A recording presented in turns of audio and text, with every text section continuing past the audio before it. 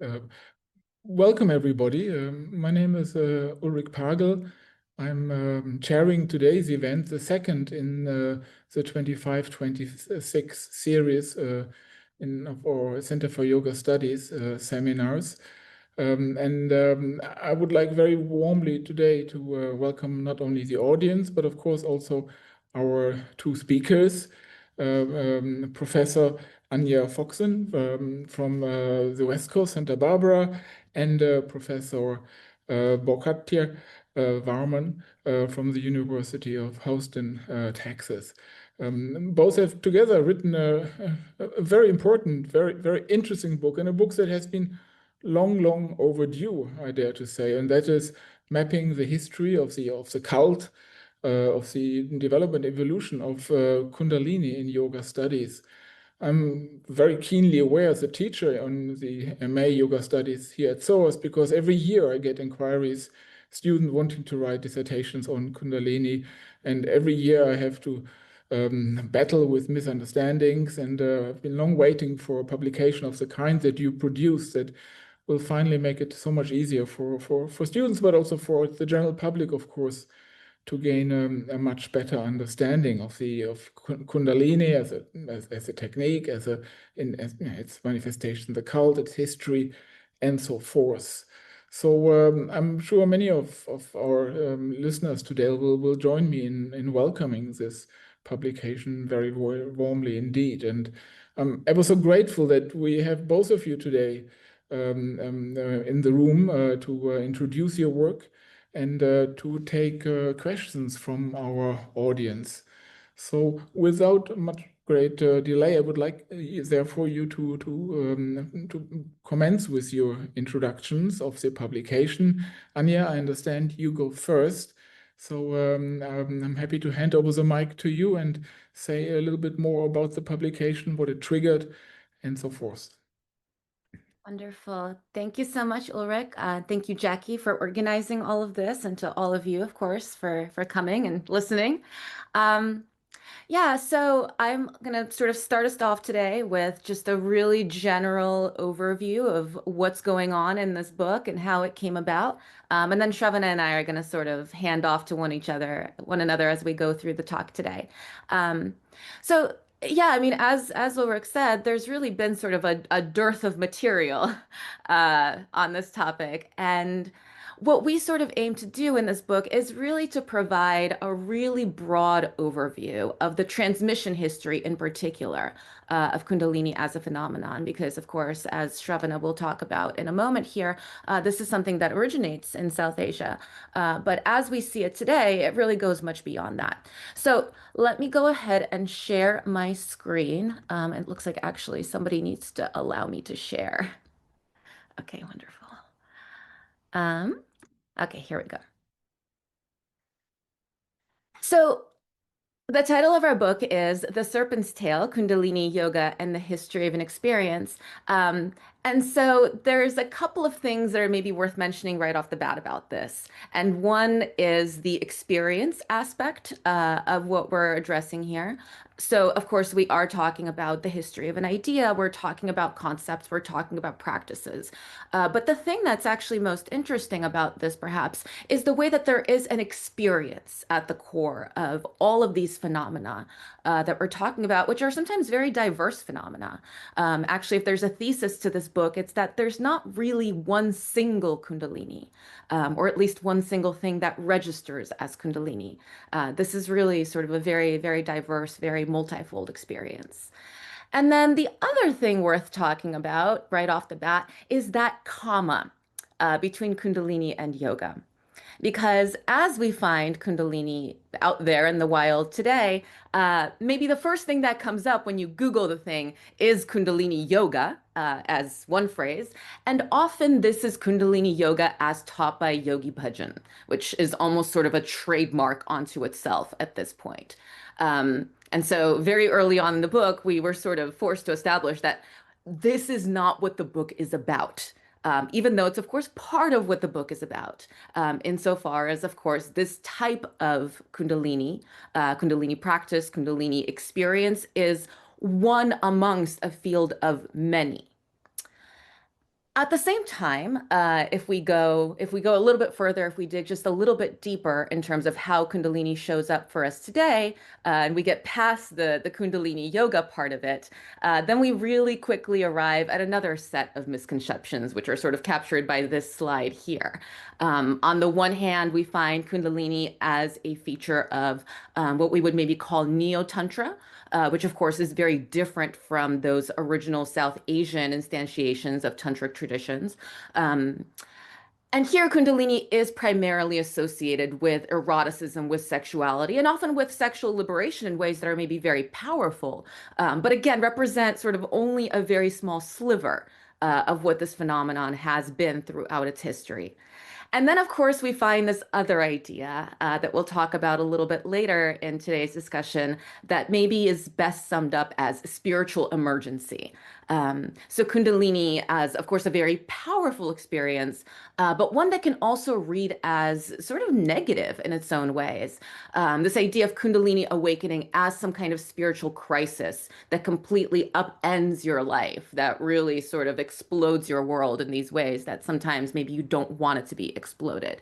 And there's a history to this sort of panic about it as well, because of course, even though it has always, I think, shown up as, again, a very powerful experience, the kind of anxiety that we see about it today is a little bit of a novel phenomenon, all things considered. So just to very quickly give, again, like a broad overview at what we're looking at here. This is the basic structure of the book. These are essentially the chapters that you'll see.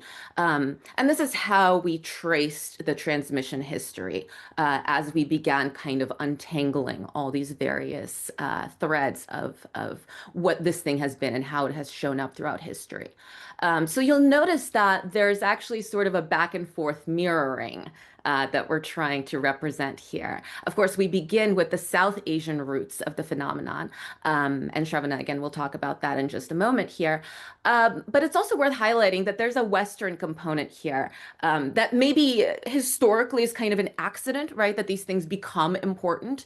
But because we encounter this phenomenon today in this kind of hybridized, in this blended form, there is some stuff on the other side of the Atlantic that's really sort of worth highlighting there, because it's ultimately impossible to understand what Kundalini looks like today without considering these kind of parallel sources. And then once we get into the 19th century, so this is around chapters 3 and 4, we begin with this kind of encounter, right, that begins to sort of really blend these two streams. And then as we get closer to the 20th century, we see the emergence of what really becomes for us the standard model, right? I mean, this thing that we kind of very quickly encounter if we start digging into those sources that are ubiquitous now on the internet, but are also ubiquitous in the 20th century literature that becomes its own kind of canon. This idea that Kundalini is located at the bottom of the spine. It is the serpent power in particular.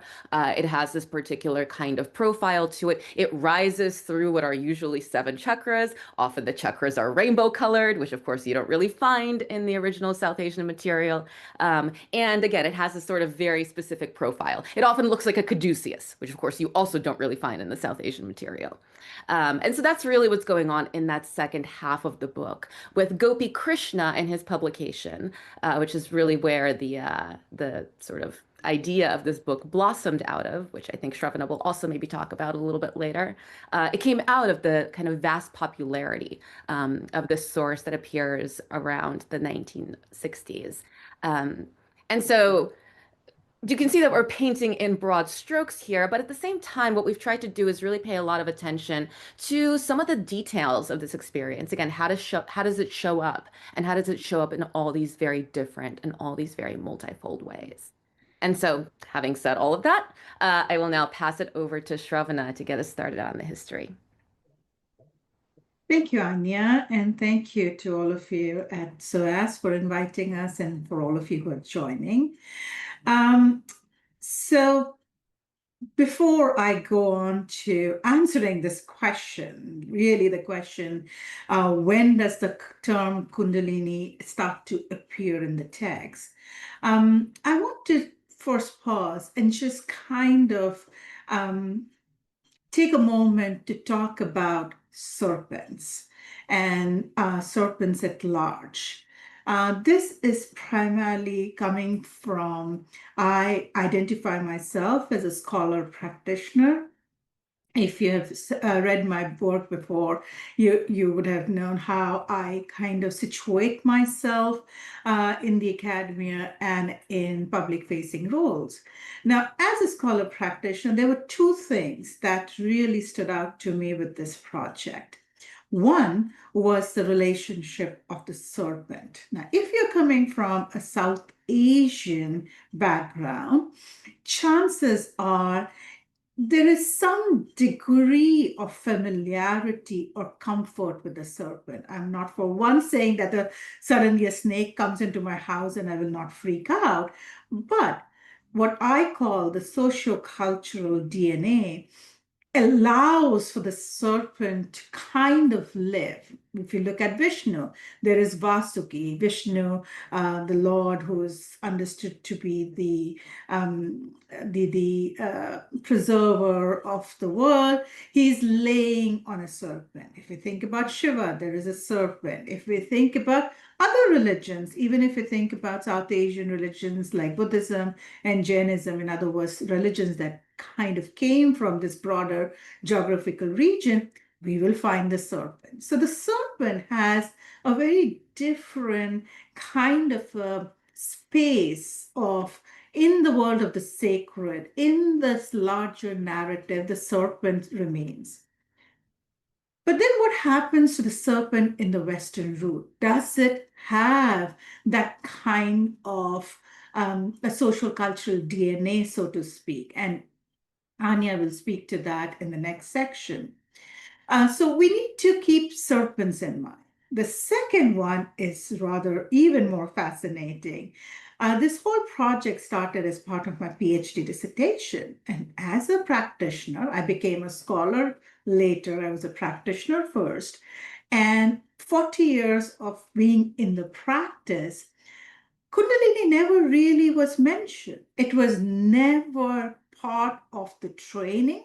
It was actually a term I never heard. And this term becomes so prominent. And the minute, if I were to talk about goddess tantra or Shakta tantra, the next breath in the modern West, and in this case, I would say in the United States, it comes up as Kundalini. Tantra, Kundalini. Goddess, Kundalini. Yoga, goddess, Tantra, Kundalini. None of this existed for me. So what comes down to is, what are we looking for? So while there are texts where, Anya, if you could take me to the next slide, please.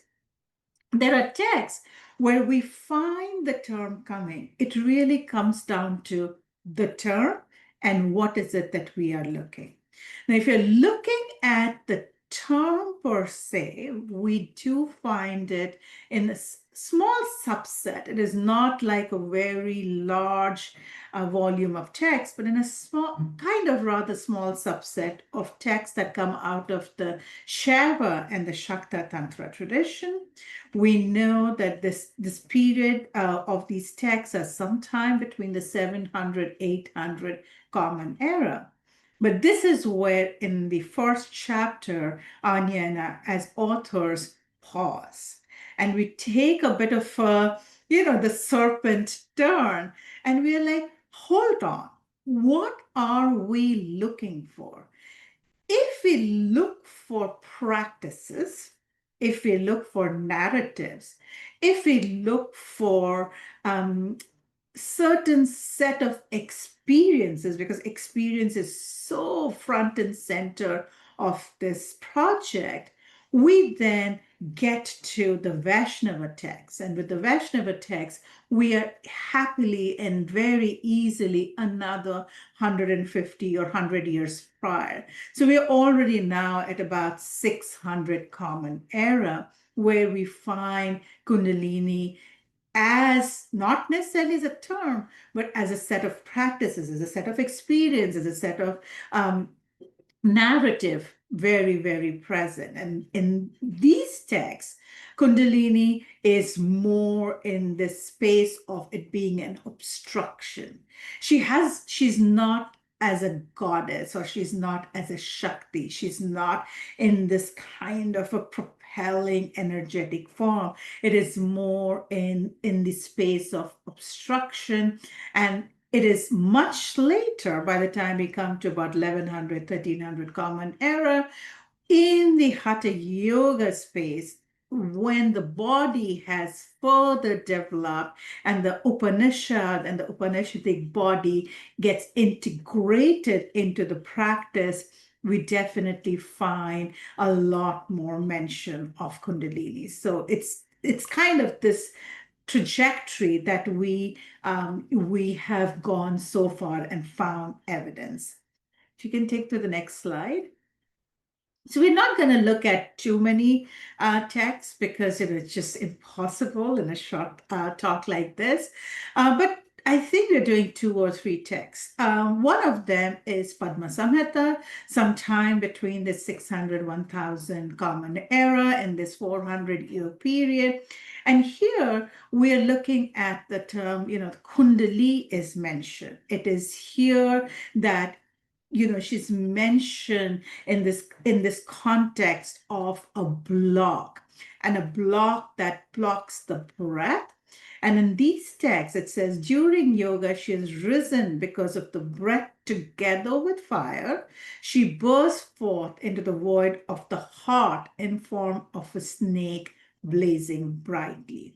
And this heart is very, very important for us to remember, because as this transmission history goes on, Kundalini either entering the heart or being present in the heart or operating from the heart kind of somehow gets pushed away, and we don't necessarily see the heart being mentioned. We see a very atypical form of Kundalini that rises from the Muladhara, from the root chakra, up the curve, so on and so forth. And this concept of Kundalini rising from the heart or being in the heart kind of does not find a very prominent space.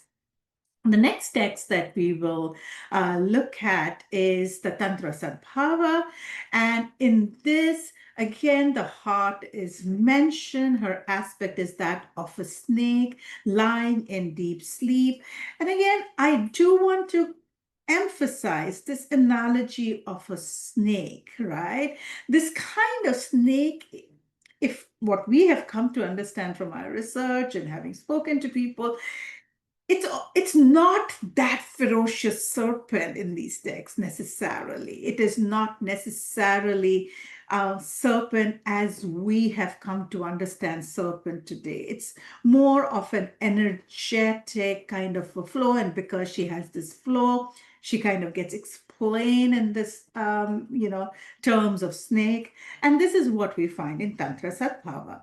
The next text, and that's the last one that we will look at for this talk today, is Gyanadev's Gyaneshwari. Now, it is this 1300 Common Era text where, for the first time, we find like a step by step by step, kind of almost a manual of how to raise the Kundalini, starting from as basic as how do we sit, what kind of grass mat we use to sit. And it is from here that Gyanadev is going to give us in beautiful poetry, absolutely powerful poetry, this whole manual, which is from raising the Kundalini to what is to be experienced, to where she goes, and then what happens after that. So it is in this text that we kind of go through this very, very structured way of what much later, almost 600 years later, will become Kundalini Yoga. But Gyanadev is again coming from the Vaishnava Bhakti tradition. He's integrating Vaishnava and Shaiva. So there is a lot in there that he is resting his understanding on. This is not the global world. This is where the container is very clearly in the container of Vaishnava Shaiva Bhakti. This text, this is the container. This is the container in which he's writing. This is the container in which he is expected, the person who wants to engage with Kundalini is expected to engage with. So just to summarize this big first chapter, what we realize is not much reference is made to Kundalini in South Asian texts. I know this kind of feels a little downer and disappointing, and we like, hold on, I was expecting this to be mentioned in before Common Era. Well, we haven't found it so far. Maybe we do in the future. Locations of Kundalini are not consistent. They can be like Gyanadev, like going in a very particular from the base, going up to the top of the head, or it can be from the heart, it breaks forth. And so the models that place Kundalini in root chakra becomes most prominent and is identified with the goddess and the divine feminine energy much later, which is by the time we come to 1100, 1200, 1300 Common Era.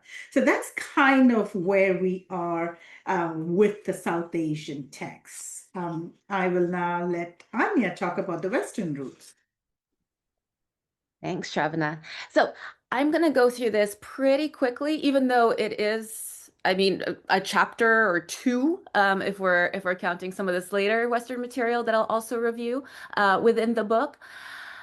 And I think it's worth emphasizing, even if we don't dwell on all the images today, how rich this tradition actually is in parallel. I mean, there's a reason that this concept becomes so compelling once it kind of migrates into, quote unquote, the West, right, into Europe, into North America in the 19th century. And so if we turn to the Mediterranean basin, I mean, here we are talking about at least the very early Common Era, if not even before the Common Era, depending on how far we want to take these images. We can already see kind of parallel experiences and parallel themes, parallel symbols in particular, especially if we're talking about the serpent emerging in these traditions like Gnosticism, like Hermetism, that evolve and really integrate themselves into Christianity. And so in this way, they're able to persist through medieval, through Renaissance Europe, even though this is maybe, you know, kind of like not the mainline understanding of the church or something like that. And especially powerfully, we see some of this imagery and some of these themes coming up in the alchemical tradition. So the image that you see on the slide is taken from an alchemical manuscript, or not manuscript, but text. And of course, here we see Mercury, both as still being pictured, obviously, as an anthropomorphic deity, but also very clearly, again, surrounded by this alchemical symbolism. We see the sun and the moon. We see the caduceus, of course, which becomes such a standard image for Kundalini as we get into the 19th and into the 20th century, and then continuing into today. But of course, a lot of the associations here are quite different than they would have been in the South Asian material. Sometimes they're flipped. For instance, here, the moon is always the feminine principle, and that's the thing that rests lower in the torso, whereas the sun is the masculine. In South Asian alchemy, you'll often see these two reversed. And so this becomes really messy, right, as we proceed into the later sources, where these two systems always kind of like not only entangle, but almost like battle for dominance. And so there's a couple of just points that I want to mention along this history. The first are the kind of the initial hybrid models that we encounter once we get into the late 19th and early 20th centuries that come out of primarily authors that are working within the Theosophical Society. And then the second big point is Carl Jung, where a lot of this kind of symbolism is really gonna be very prominent. So if we look at what's going on in the texts that are coming out of the Theosophical Society, there's a number of sources that we could look at here, but just to highlight a couple, we find things like this example from The Chakras by Charles Leadbeater, where what we're really looking at is a Christian esoteric model. Ledbetter talks about Kundalini as an outpouring of the first logos. The language of God, very much again in this kind of esoteric Christian sense, is all over the place. Obviously, again, there are parallels to what we would have found in the South Asian material, but he's really imposing the term onto a network whose sociocultural DNA is coming out of this kind of Western esoteric tradition. And so what we find within Leadbeater, which also translates to, for instance, his understanding of the chakras, is this common experience that he's also seeing within Kundalini of energy traveling through and rising within the body. And here we begin to see this idea of the potential dangers of this experience also becoming quite prominent.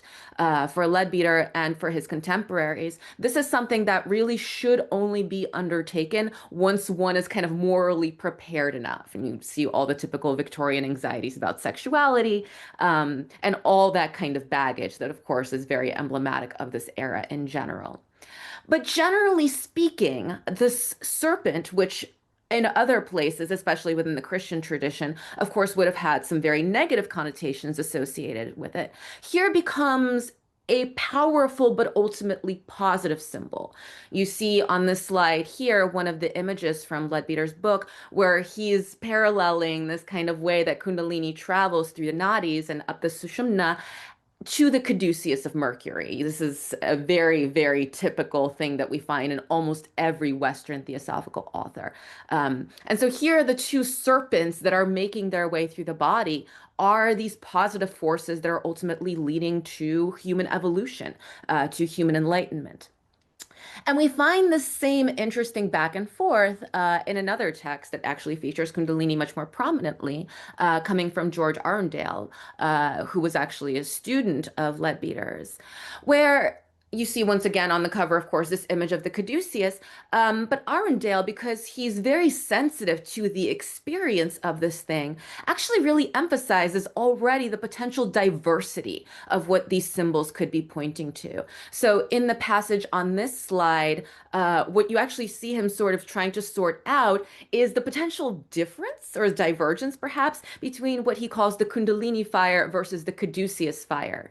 And you'll notice towards the end of the quoted passage, he's sort of, I mean, he equivocates a little bit, right, about what is the relationship between these two? Are they actually the same? Are they different? All we can say ultimately is that, quote, there's some very close relationship between these two fires.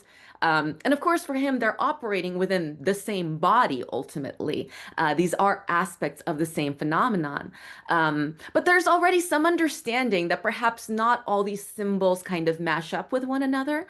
And even if we kind of make the symbols accord, the experience of the thing, just by virtue of human bodies and human psyches being this diverse thing, might actually become sort of very multifold if we're looking on the granular level. And what's interesting here is that you do get the sense that people are practicing things, even within this, again, kind of turn of the century theosophical context, where a lot of it is, of course, about kind of, publishing these esoteric treatises and trying to dissect the minutia of the subtle body and all these various layers. I mean, Blavatsky really sort of gets this going by publishing thousands and thousands of pages on the topic. But there's something underneath here. People are doing stuff, even if it's not really clear from the text what it is that they're doing.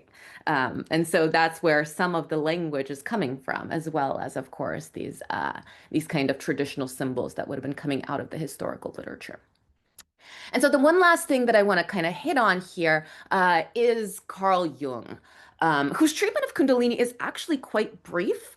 He has these lectures on Kundalini that he gives, where even though he clearly is familiar to some extent with the, kind of the South Asian material, such as it is of his era, he's not so concerned with, it's not as though he's doing sort of a historical excavation, right, of the traditional ways that Kundalini shows up in this context.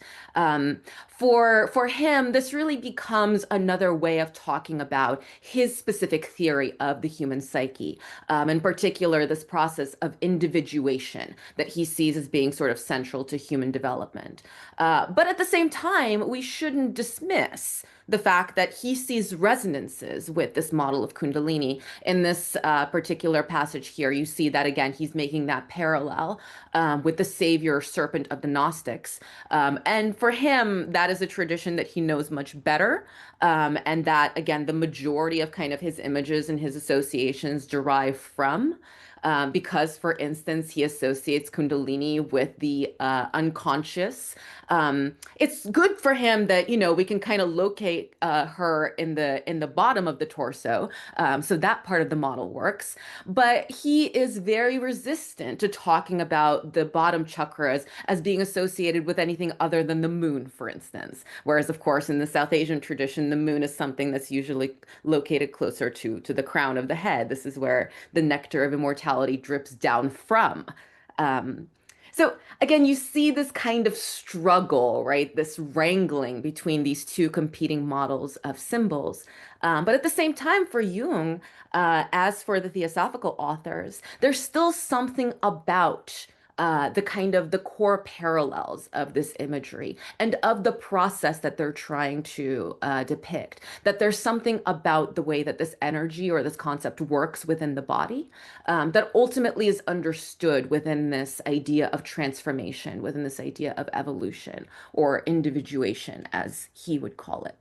So just to sum up, what we see here again is in these early 20th century sources, this idea that Kundalini is ultimately something that's kind of applied to concepts that historically have a very different genealogy. We see a lot of Gnosticism, we see a lot of Hermetism, we see alchemical imagery, but it's usually not South Asian alchemy that they're referencing to, that they're making their references to.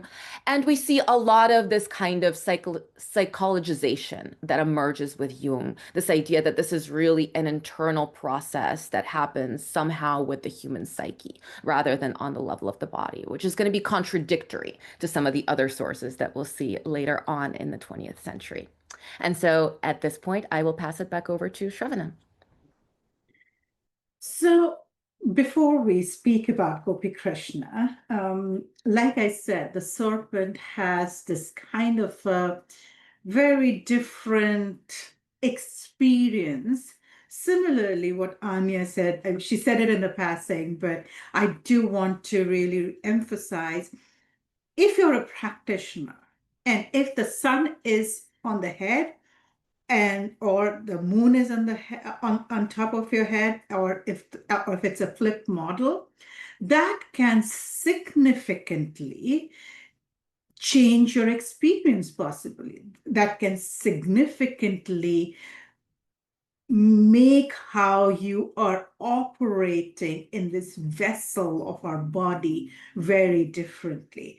So this again becomes another thing to consider as we will be continuing with this transmission history. Now, if you have looked at Kundalini Yoga or Googled Kundalini, as we said, you would have landed up in Kundalini Yoga. Chances are, if you said texts or books on Kundalini, chances are that you have seen Gopi Krishna or possibly read Gopi Krishna, because he published some 17 books on this larger topic. Now, one of the things that doesn't really come up much in Gopi Krishna's work is his first experience. And luckily for us, just when he experienced this intense experience, which truly, deeply changed his life, he wrote to Sri Aurobindo. He sent 2 very long letters and he sent several telegrams. And we did not know that this existed, and it was as part of my dissertation research that I found out that the original letters and telegrams are in fact very much kept in the archives in Pondicherry. And so if you look at the image on the left, you see this typed letter, and what you see, the scribbles on the margins, is Sri Aurobindo writing his response to Gopi Krishna. And of course, subsequently, his secretary would type it and send it. But here, what happens is Gopi Krishna, yes, has an immense experience. He turns to Sri Aurobindo, and he does not get the response or the guidance or the guru that he's looking for. At this time, he goes into meaning making.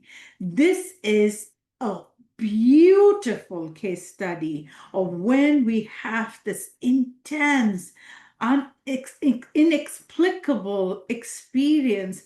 At some point, as human beings, we will look to find words to explain, and sometimes go so far as to find meaning to this experience.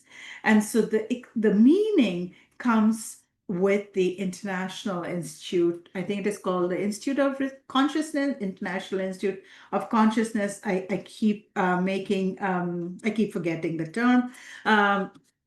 But if we can go to the next slide, for Gopi Krishna, what would happen is for him, as he went through this period after his experience, he is going to read a lot from the Western sources. He will work with Western scientists. He will work in this engage with people who are working in the space of consciousness. And what we find here is that for Gopi Krishna, as part of the meaning-making process, as part of finding language, a lot will shift. His experience finally will fall in this category of evolution, category of bioenergy. He will get into this understanding that Kundalini is this biofuel of sorts that kind of propels us in this evolutionary biology, evolution of the body, and so on and so forth. So it is here that he will shift significantly his language from how he explains the energy rising in his body to Aurobindo, to subsequently this roaring of the serpent, the energy burst forth, and the darkness, and so on and so forth. All of this would not be there in his immediate account, immediate letter where he's describing what was happening.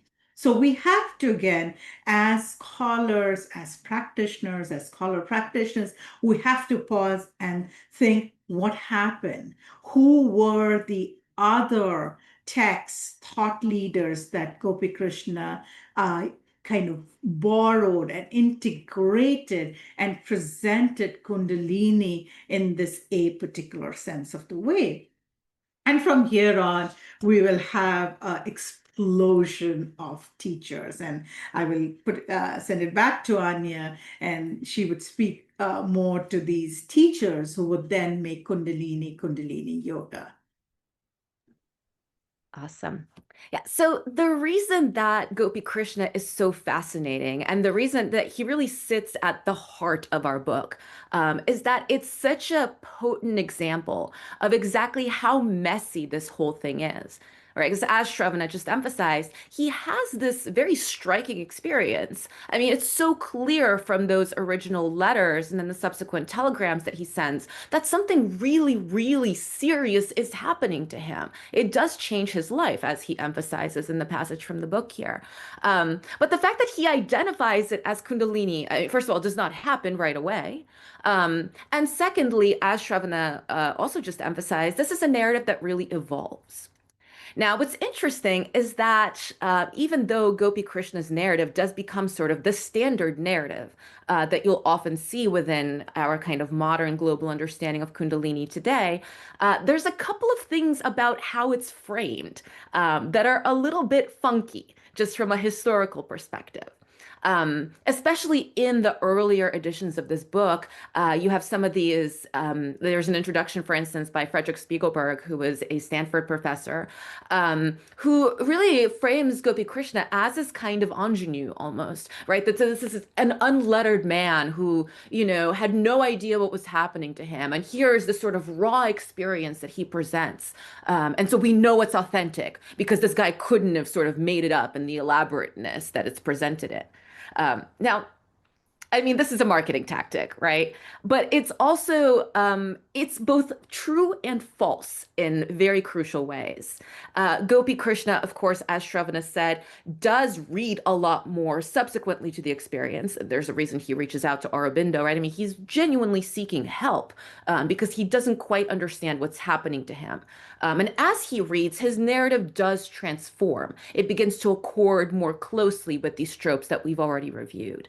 But at the same time, it's not as though his experience is entirely spontaneous. We find out in that original letter that it emerges as he's meditating. So the fact that this becomes kind of the quintessential experience of Kundalini as spontaneous awakening is, again, both true and false.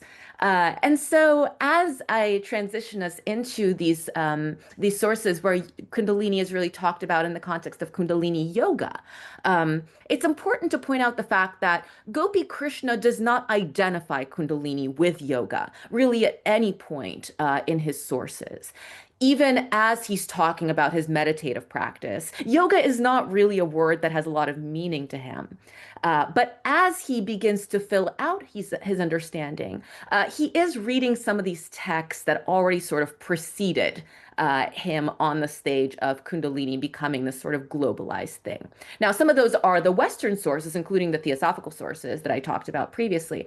But some of these are also the literature that's coming out of these early global yogis, these teachers that really turn yoga into modern yoga in the sense that we know it today. And so what's really interesting about what I'm going to call sort of the first wave of these gurus, we'll talk about the second wave in a moment here, is that Kundalini is really viewed as being kind of the center thing that one should be concerned about within yoga. Kundalini is the goal of yoga. Without Kundalini, there is no sort of realization in the sense that we're trying to achieve in these traditions. But at the same time, these are not synonymous things. And because it's not talked about as explicitly as we maybe see later on, we often sort of skate over how central Kundalini really was to some of these early figures. Vivekananda is, of course, usually associated with Vedanta rather than Tantra. Of course, he named his organization the Vedanta Society when he instantiated it in the West. But if you look at what he's talking about, especially in Raja Yoga, which is this sort of summation of all the lectures and all the teachings that he presented, Kundalini is so clearly at the center of the practice that he's advocating, insofar as he's advocating any kind of practice at all.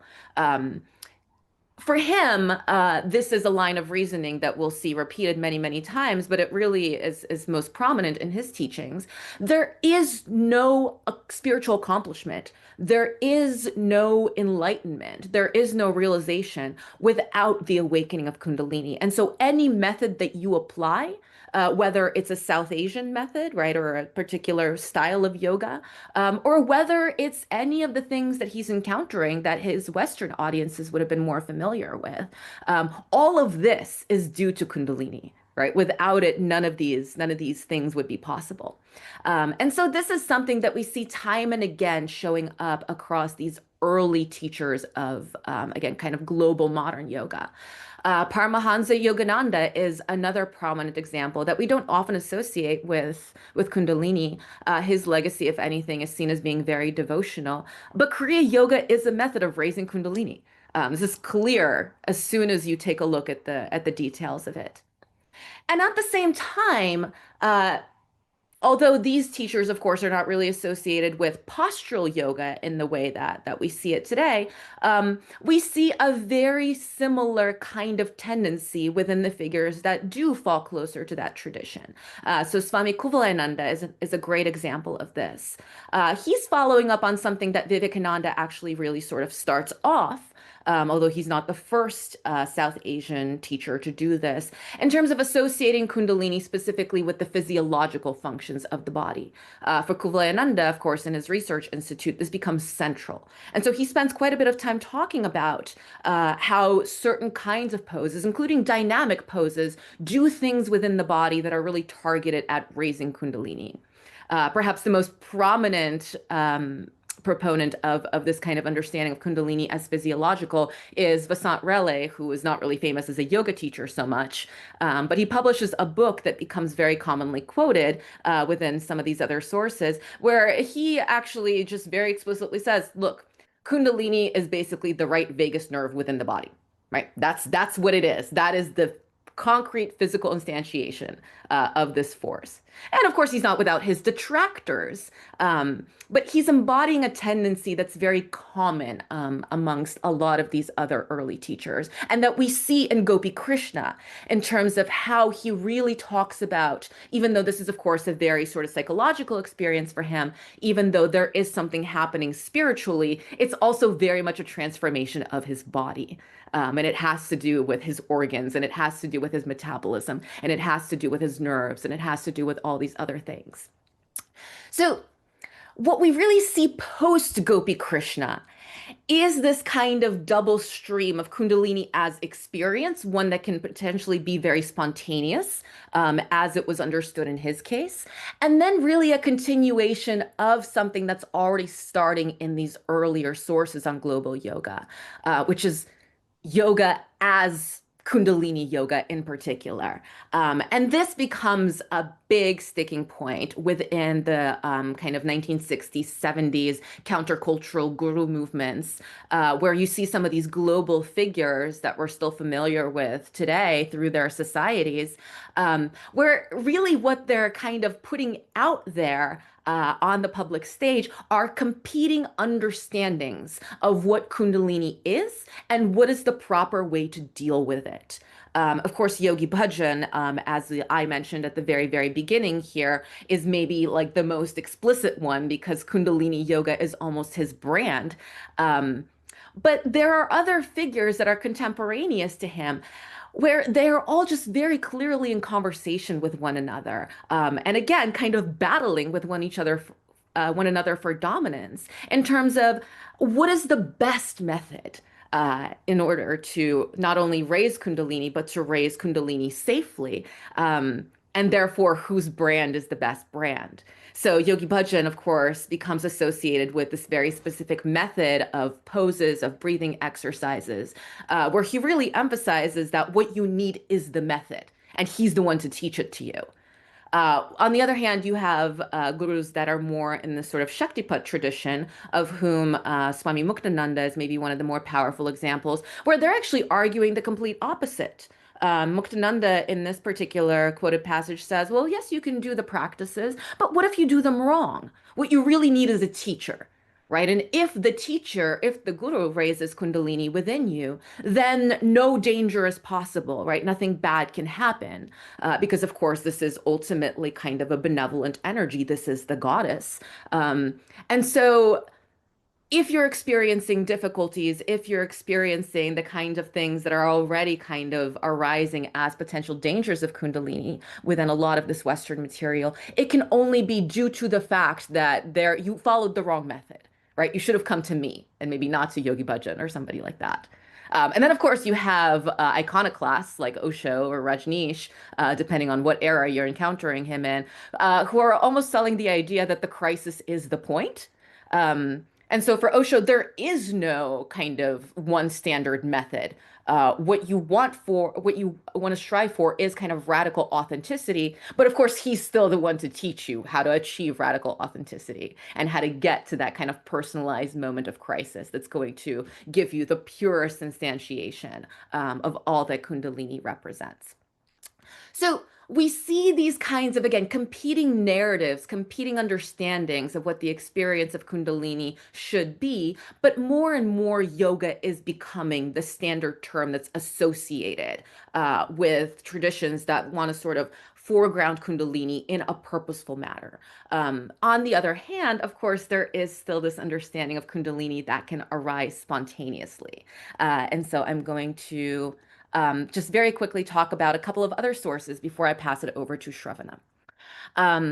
Following up on actually some of the things that Gopi Krishna already launched as part of his research initiatives that follow his book becoming this global success, we have figures who are kind of consciousness research adjacent, again, throughout the 60s and 70s, responding to what's going on within a public arena that's now saturated with these charismatic teachers that are essentially advocating for, again, ways of interacting with these spiritual energies.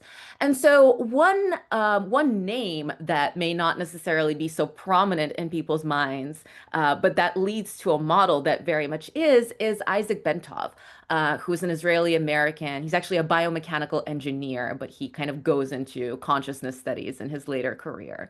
And so he, in a sense, builds on these ideas of a physiological Kundalini that already exists in the prior literature. And he actually coins something that he calls more generically the sensory motor cortex syndrome, that he also names the physio-Kundalini syndrome. For him, this is a purely physiological phenomenon. It's actually based on the frequency within the sort of aorta, how the blood is circulating through the veins and arteries within the body. But he associates this with this kind of particular experience of Kundalini that you see in the image on the right there. For him, Kundalini actually starts in the feet, which is very interesting. And it follows this kind of almost spiral pattern around the front of the body. But this is something that occurs, yes, on an energetic level, but also, again, is prompted by purely physiological kind of vibrational phenomenon. Bentov actually insists that people who are engaging in practices might be better off in terms of handling this phenomenon, because when it arises spontaneously, there's really like not much you can do about this, right? I mean, you have no framing, you have no container, you have no preparation for dealing with this. And for him, this can be triggered by just your body vibrating at a particular frequency. So he says, if your car seat is vibrating in a certain way, like this might lead you to a Kundalini awakening. And so it really kind of generalizes this experience, this phenomenon, in a way that we really haven't seen previously to this. And Bentov's research, although it subsequently appears in his own book, Stalking the Wild Pendulum, actually first appears in a different source that maybe is far more recognizable actually within this kind of transmission history of literature. That source being Lee Sanella's books. He issues this book actually in 2 editions, and the differences between them are fascinating, but we won't have time to discuss them today. But essentially, Lee Sanella, the reason that he includes Bentov's writing within this book is that he takes Bentov's understanding of this physio-Kundalini syndrome or cycle, as he calls it, and he applies a clinical psychological model to this. So he's working with actual patients that are experiencing something that they've now identified as Kundalini awakening. And sometimes, again, that's kind of spontaneous, and they come to him because they really don't know what's going on or what's happening with them. But sometimes they're coming out of these guru movements. They're coming out of these traditions that are already sort of making their way through North American counterculture at this particular point in history. And so Sanella begins to make this argument that I'll pass it over to Sravana to talk about in a moment here, where this really needs to be treated both as a medical phenomenon, but of course as a spiritual phenomenon. And so he splits it up into these different ways that the phenomenon can kind of instantiate itself. But for him, this is a matter of what he calls spiritual emergence, which is ultimately the thing that becomes spiritual emergency. And we see this very prominently within this tradition that I'll now leave it. So what happens by the time we come to 1970s? we have now, between all these teachers, there was this one wave in the 1800s where, you had the Swami Vivekananda and so on and so forth that Anya spoke about. And then there is a second wave of teachers with Osho and Yogi Bhajan and Muktananda, Maharishi Mahesh Yogi. There are just so many of them. Between these two periods, and there is a kind of a gap in between, but between these two periods where we find a prominence of teachers teaching Kundalini. Two, they're teaching, especially when we come to the second wave, we have now teachers who are kind of sort of critiquing each other and kind of saying, my model is better than their model. And as Anya said, well, there can be a wrong way of raising the Kundalini. And so there's a wrong way to raise the Kundalini. What's going to happen? Then there is going to be the experiencers. The experiencers are going to go through this kind of a collective, global collective, and in this collective there would be the spiritual emergency network. Sometime, and even today, if you look at it, then becomes spiritual emergence network.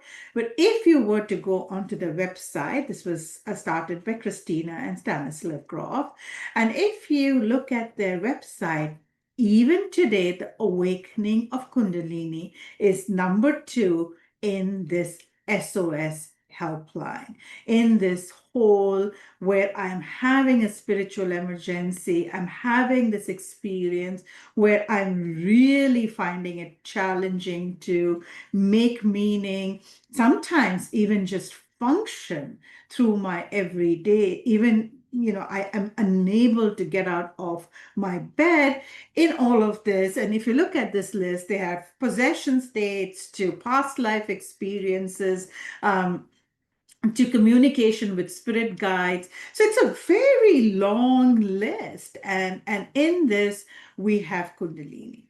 It is by this period of time when we are looking at this Kundalini and the experience of Kundalini, what we will find is, for a large majority, the container has now significantly shifted from what Gyanadev and Gyaneshwari container was. Like, there is no comparison, really. Like, the way we started, what are we looking for? Are we looking for the term Kundalini? Then here is what we find. Similarly, when the container has changed, morphed into either a very different container, or for another majority, no container, where they're experiencing these experiences either spontaneously or in smaller groups, or they had a dream or they had an experience. They are trying to figure out and have some kind of meaning to this extremely powerful experience. They land up with Kundalini. And with Kundalini, again, lo behold, they will land up with this emergency network. And if we look at the next slide, the way they describe the awakening of Kundalini, this is from the website. One can experience intense sensation of energy and heat streaming up the spine, violent shaking, spasm, twisting movements. Now, any one of this is kind of unsettling, but try to put this all together, and whatever happened to the heart, whatever happened to that vibration, like a gentle vibration that I may have experienced in the heart. But here they all become very typecast and put in this box of strong, extreme emotions, words like anxiety, anger, ecstatic rapture. These are, as I said, these just one by itself can really, really shake your foundation. But when you start putting things together, it becomes an emergency. We are now looking at Kundalini as a spiritual emergency. Number one, by this time, we are looking at a very significant amount of experiencers who are going to turn around and say, I didn't ask for it. It just happened, and have not been able to eat or sleep or go about my day for years together, for months together, right? And so there are others who would experience it as this burning that does not end. And all of this further gets complex by how they're defining this awakening of Kundalini as involuntary and often uncontrollable behavior. Complete the picture. Talking in tongues, chanting unknown songs, assuming yogic postures, which would be mudras here, and making variety of animal sounds and movements. And so by this point of time, we find, for the reasons which are pretty much complex in terms of back and forth, back and forth, back and forth, we fall in this category where now Kundalini is understood as an energy that is destructive, that is going to be consuming, it is going to burn you to ashes. And as I said, the container is so different that it really becomes very challenging at this point to map sources to transmission to text to the experiences, because all of this is happening at a very rapid pace. Which then takes us to our last slide for today, which is the internet, the social media, the Facebook groups, the Instagram reels. So part of this research, and this is our chapter 8, we joined some of the Facebook groups to kind of understand what is being said there. And honestly, we don't know. We don't know how this Kundalini energy or the understanding of Kundalini and the transmission of Kundalini and the experience of Kundalini is going to change in the future, because the social media groups, social media, Instagram, Facebook, you name it, they're again starting to speak about Kundalini in this very emergency kind of way. Or there are some very small groups who are going to be very like Swami Muktananda, like, you need a guru. Don't do it without a guru. If you don't have a guru, this is going to really mess you up. So we're starting to see another wave. Like we had this wave with Vivekananda, the teachers, then we had another wave with Yogi Bhajan, and so on and so forth. And now we are seeing this, and half the time we don't know who these people are, who are in all likelihood sitting behind some dark web and spewing all of this and giving advice with so much of authority. No clue, but it is very scary.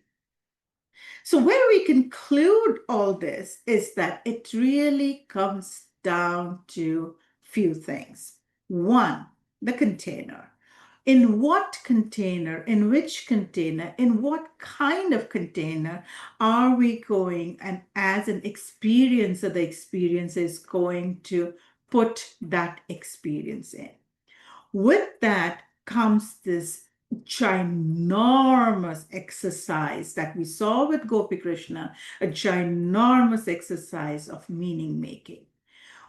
How are we going to make sense of what happened?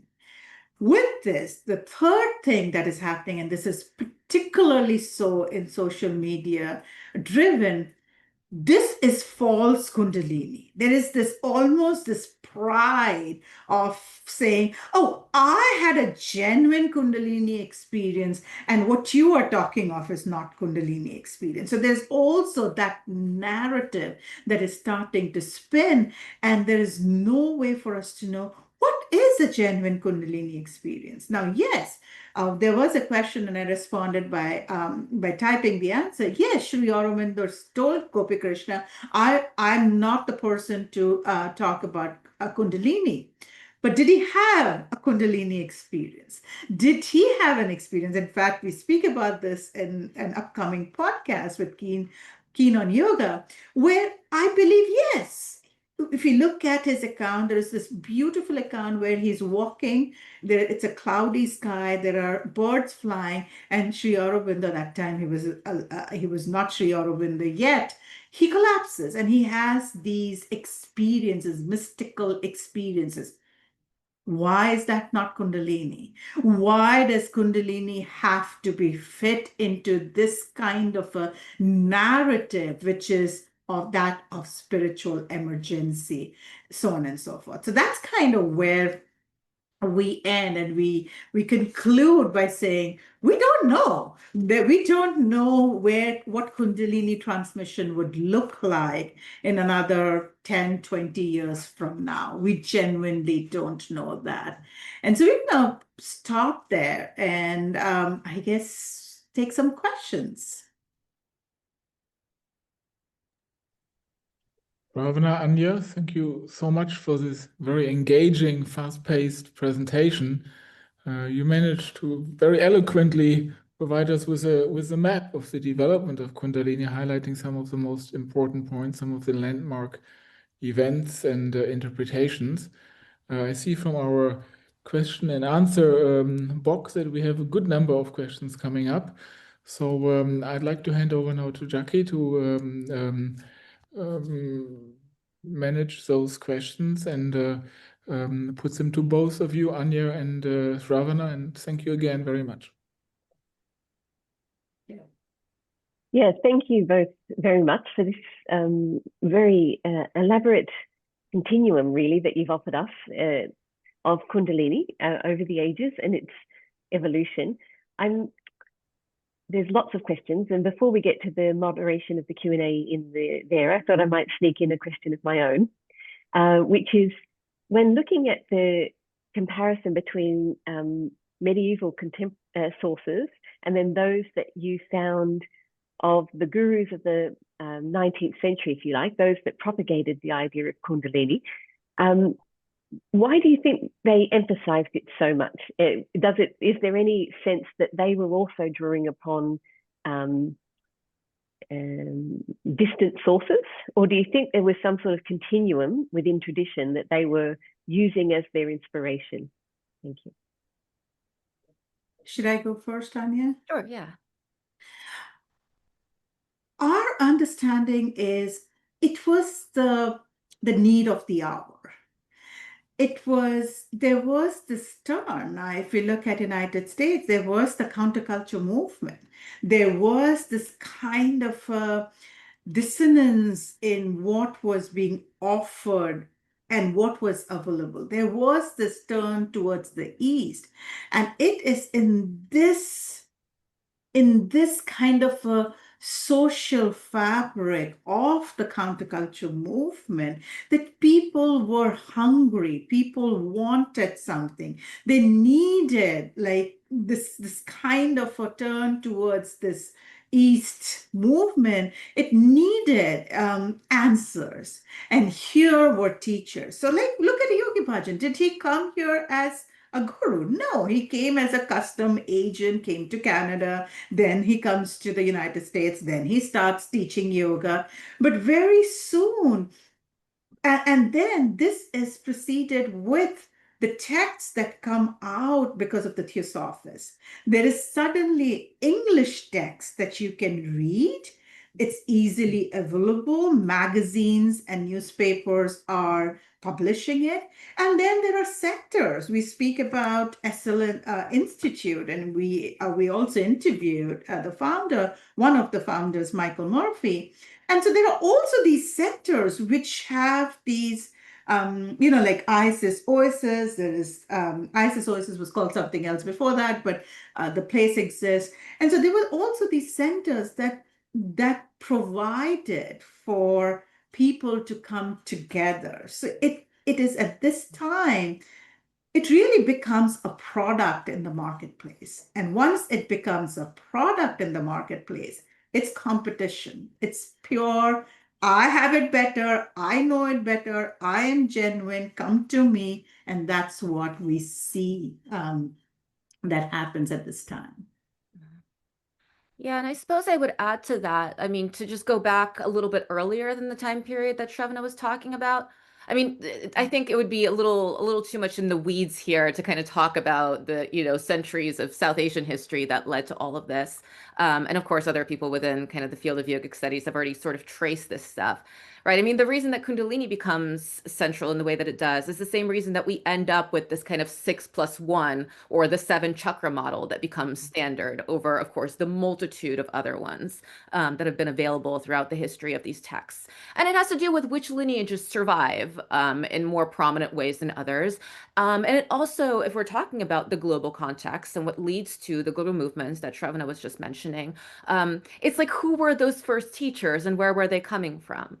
Right. I mean, Vivekananda, who knows what he actually practiced himself, right? I mean, we actually don't have that rich of an understanding of his spiritual life. But insofar as his teacher was Ramakrishna, I mean, it's a very tantric lineage. It's got a lot of Kaula Tantra in it.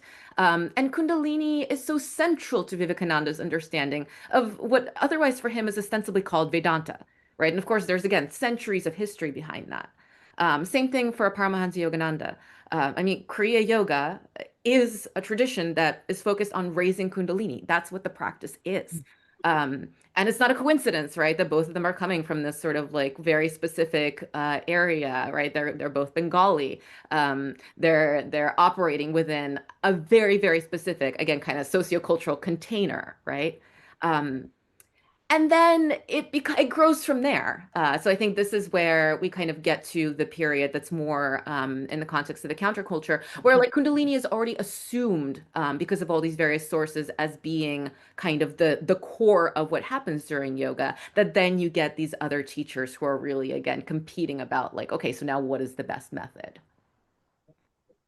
Yeah, thank you both. There's a lot. I'm sorry, do you mind? Yeah, sure. I just want to say one little thing. And with what we're seeing in with social media, I mean, think about what's going on today. Like, it's a little different from 1950s, 1960s, 70s. But today we see a lot of practitioners in this experience collectors, right? There was a time when people gathered coins and butterflies and flowers. But now people want to gather experiences. Now, if you're gathering experiences, what are we going to be playing with? Everything is now going to look very different. Yeah, that's a very good observation. Thank you. There's lots of questions, so I might defer to the Q&A window so our audience has an opportunity to reflect on your presentation. So one from Diane, it says, I'm interested to know how deep you explore the Western influences and their sources in alchemy. Which Western traditions do you consider the key influence that affects Kundalini's interpretation? So I can speak to that just very briefly. We tried to balance it as best that we could. As I said at the beginning of my comments on the Western sources, like it's a little bit fuzzy and it's maybe kind of teleological in a way that I didn't mention, because of course we're not seeing, of course, the term Kundalini, right, is nowhere to be found in these sources, but we're not even seeing even necessarily the same frameworks. What we're seeing are analogies and parallels. And so insofar as there are things that we're identifying in that Western Roots chapter that are like Kundalini related, these are only Kundalini related in retrospective, right? Because these are the things that we see showing up once these hybrid models begin to kind of coalesce around the 19th century. At the same time, I mean, again, as I sort of emphasized, I think the parallels are genuine. There's very compelling analogies that other scholars have argued for between, for instance, various kind of tantric methods of manipulating these subtle energies and what's going on with the visualization and all these other techniques, and certain forms of Neoplatonic theurgy. So that would be one big thing that we kind of foreground in the chapter. As I mentioned, these Gnostic, these Hermetic traditions, which by the time that we get to the 19th century, like it's not even clear that there's any kind of formal meaning to those terms or the difference between them. But insofar as people are still name dropping those things, there are ways that we get from, you know, the Gnosticism and the Hermetism of the 3rd century CE to what we see in the theosophical models. So that's another interesting place to look. And actually, Carl Jung is like a treasure trove of data on all this stuff, because of course he sets about trying to reconstruct this whole Gnostic tradition and how he sees it influencing the kind of stuff that he's doing. But the problem with this stuff is, like, again, it's so fuzzy because it's never close to the kind of Christian, you know, especially the church mainstream. These are always traditions that are floating around the periphery.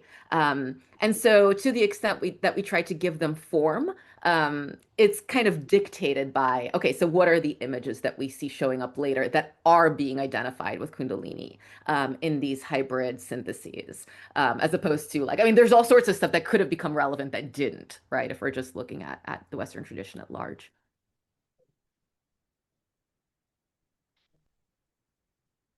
Oh, Jackie, I think you're muted. Thank you for that. Very clear. We have lots of questions. I might move quickly through some. So Chris Miller, who you know very well, says congratulations on this wonderful presentation. And can you say more about the class, caste, and gender dimensions of Kundalini experience in perhaps different historical periods that you've covered? Who is having these experiences and able to document them? And are there categories of Kundalini experience that can and have been studied? Thank you. So I want to speak to that first a little bit. We didn't go into caste studies. We did not look at Kundalini experience in the context of caste at all. Now, gender is interesting, though. Very, very interesting. In fact, Anya and I debated a lot, and chapter 9, is it chapter 9 or chapter 8? Anyway, whatever, the last chapter is where I have shared my field notes as is. They're literally, a large chunk of it is literally typed from my field note diary, and we've shared. And we are not going to make meaning, we are not going to do a meaning making exercise with those notes. We were very clear about that. Now, what we find when we look at texts prior, so say Gyanadev's, Gyaneshwari, Hatha Yoga text, so on and so forth, it is very dominantly on the, spoken by a man for the man. It's kind of a male-oriented narrative. Now, I say this also because I'm overlaying my own training, my own initiation into the practice when I was at the age of 8, and so on and so forth. It was a very man's world, and it was a lot of these texts talk about it from the male anatomy standpoint. But we see a huge shift. It's also kind of very interesting, and one can draw a parallel to the Sri Vidya tradition, for example.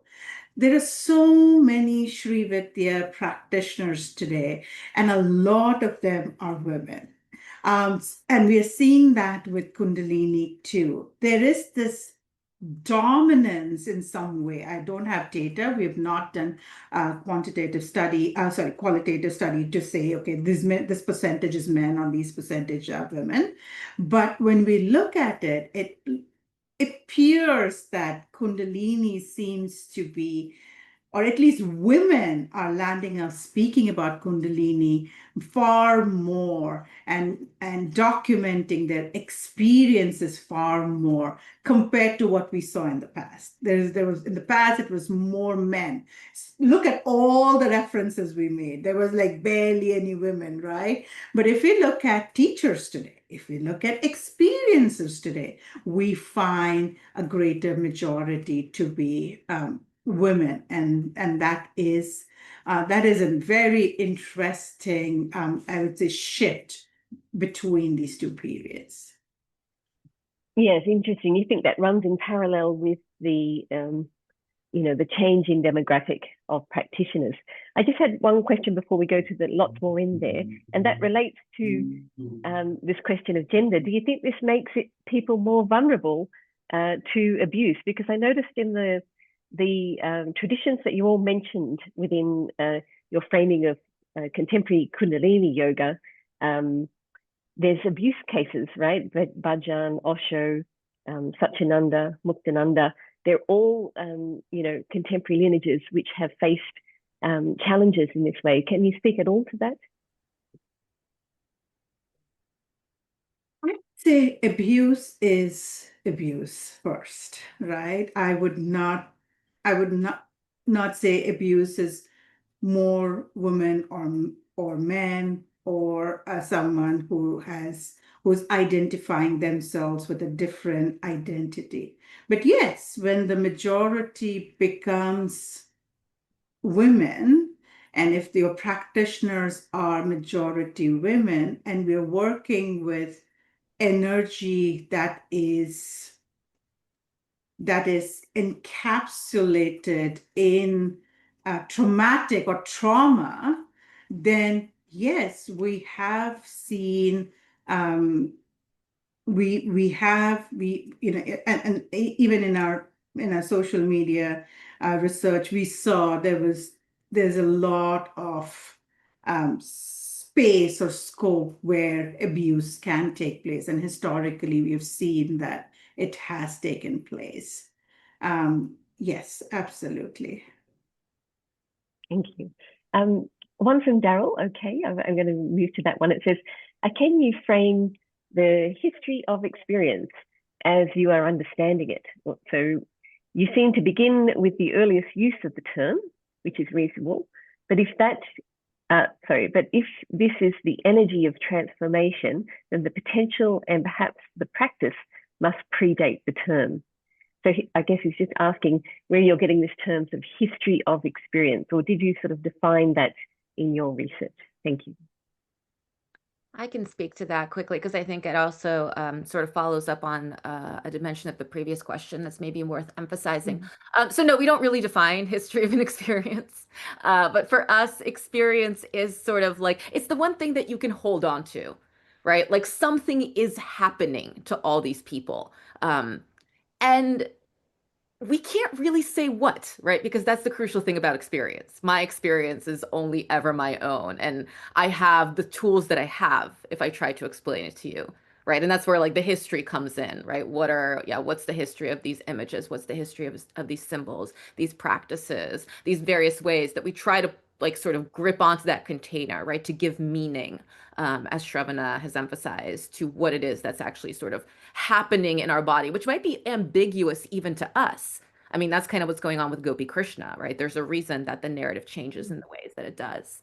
But I think to also speak to that and to sort of the other dimension of this question that I'm seeing, I'd also emphasize, in addition to the fact that, I mean, obviously, right, certain voices are always foregrounded above others. The fact that we start where we do with these texts I mean, neither Sravana or I, as a Sanskritist, we're relying on all of y'all to sort of like do the primary source work there for us, and we're very grateful for it. But it's a limitation of sources, right? Which manuscripts are available? Who had the ability to write their experience down? I believe it was something that our colleague Jason Schwartz pointed out as we were sort of, developing this project and talking about it.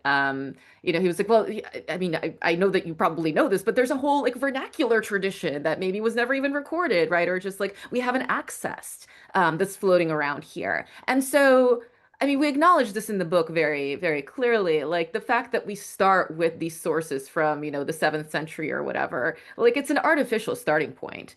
We don't know when the first mention of this term took place. And so I think that can be extended to the logic behind, again, what I'm seeing in this question. Yeah, there's all these concepts, right? Which is the only lens that you can really apply to the Western material, that we can see feeding into the things that become called Kundalini later on, right? That in the South Asian context as well, may not be going by those terms. And same goes for anything, right? We can talk about yoga in this exact same way, right? At what point is it yoga, or when is it just dhyana or something like that, or tapas? Um, there are things that are clearly sort of adjacent because of their DNA that end up coalescing into Kundalini that precede the first mention of the term by centuries, if not millennia. And so we try to do the best that we can to at least kind of, again, gesture towards what those themes are. Thank you. Yes, there's a question. Hopefully we can move through a couple of simple ones, which say, Siddha Yoga speaks of Shaktipat, awakening Kundalini. So is there historical basis for linking Kundalini with Shakti? It goes back to the South Asian roots, right? It goes back to Kundalini being understood as a goddess, it being understood as a divine energy. So this lineage where you're talking of Shaktipat and Kundalini as a goddess, as energy, that dotted line can be, comfortably traced back to the South Asian understanding of Kundalini being a divine feminine goddess energy. Thank you.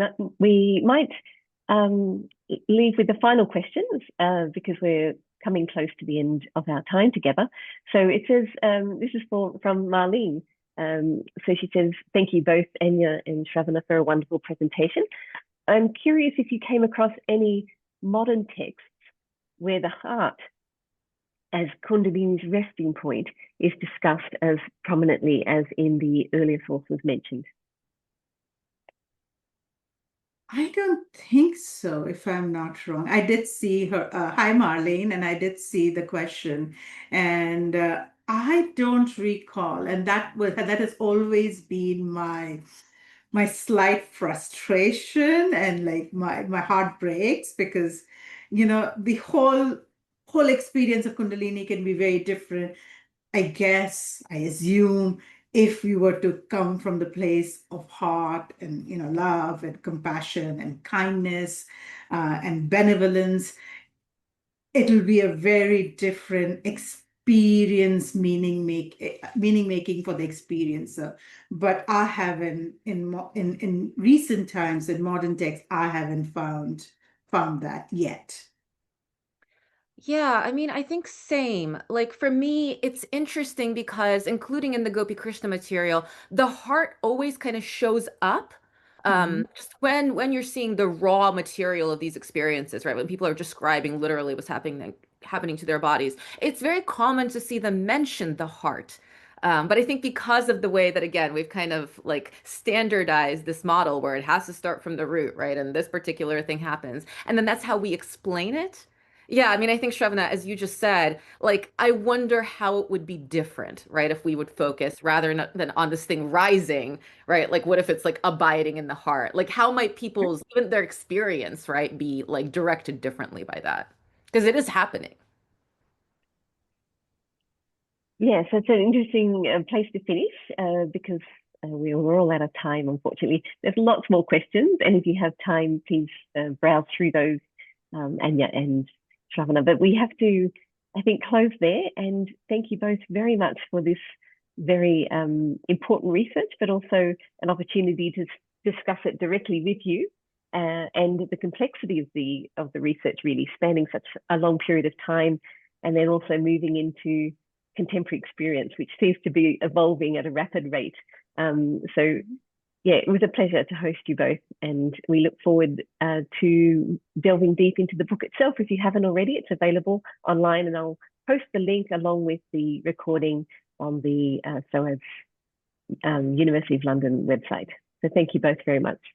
Thank you so much. Take care. Bye. Thank you. Thank you.